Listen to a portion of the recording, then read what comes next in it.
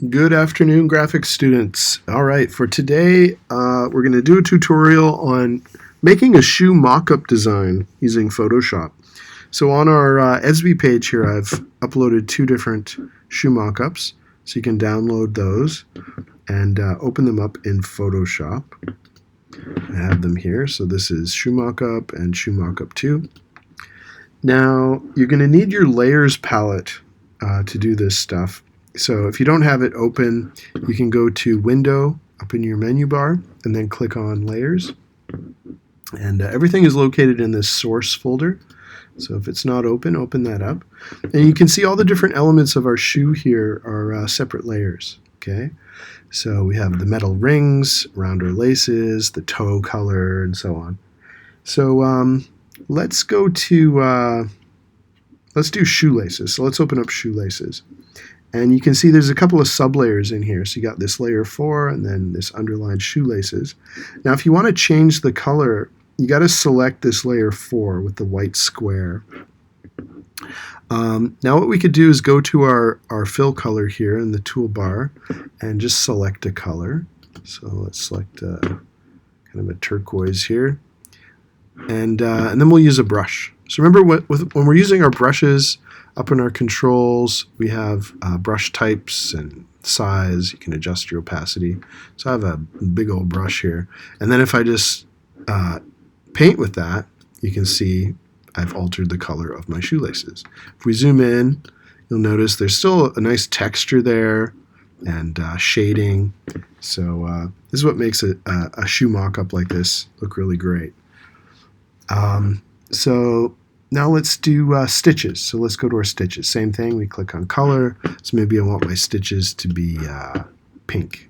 So I'll choose a nice hot pink color. Same thing, I can choose my brush, make it a bit smaller this time. And now I'm going to paint my stitches. Okay, so everything is masked. So it's only affecting my stitches. So you might want to go around and just find out where all your stitches are. Okay. And if you change your mind, you could just paint over top with a different color. You could maybe make your stitches a couple different colors. Okay, so maybe I go blue here. Some of them are blue, some of them are pink. Okay, so that's how the fill colors work on these different elements. Now let's go to our body. So body is like this big canvas part. It's got this nice canvas texture.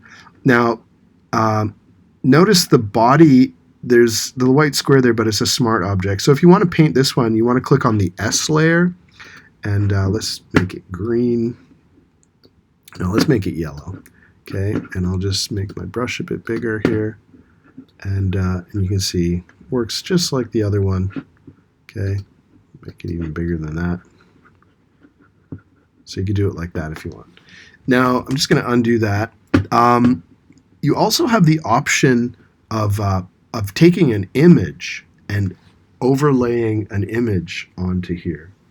Okay, so but there's a specific place you want to put it. So whenever you're pasting something in or placing something in, it's going to paste it on top of whatever layer you have selected. And I want to have it placed in between the body layer and the S layer. Okay, and this is important. So I select the body and say I've downloaded a pattern image. Now I'm going to place it. So I go to File, Place Embedded. Okay, I did download some different patterns here, so let's do this one. It's a pink kind of pattern. Now notice it's only partially masked here. Okay, so this is a bit of a problem, but we can fix this if we just grab that layer and then drag it down below body. So click, drag it down, and now it's fully masked. And it's still, we can still rotate it. Okay, so this is a portrait orientation. I'll just rotate it so it's landscape orientation. Then I can resize it to fill. And notice we're still getting that nice texture coming through. Okay, so I haven't lost my texture. Okay, which is what I want. Okay, it just looks more realistic if it still has that subtle shading of our texture. Okay, so I'll just zoom in so you can see that better. Okay, so that's what you want to do. Notice it's now below body and we have this little adjustment thing here. Okay, we can also change the blend mode. If I go up here, we go to multiply, and it just brings out that texture a little bit more. So that's something you may want to do. Okay, so before it was normal. See, the texture is not as clear. Multiply, a little bit darker. So have some fun with this. Make as many of these as you want, but obviously you want to save this as a copy, right? I don't want to get rid of my original, so I can say save a copy, and then, you know, maybe I call it shoe mockup Mr. P, something like that, and then save it in documents or on desktop, and then I can go back and reopen my shoe mockup, and then make another version. Now, when you have one that you really like, you can export it as a PNG.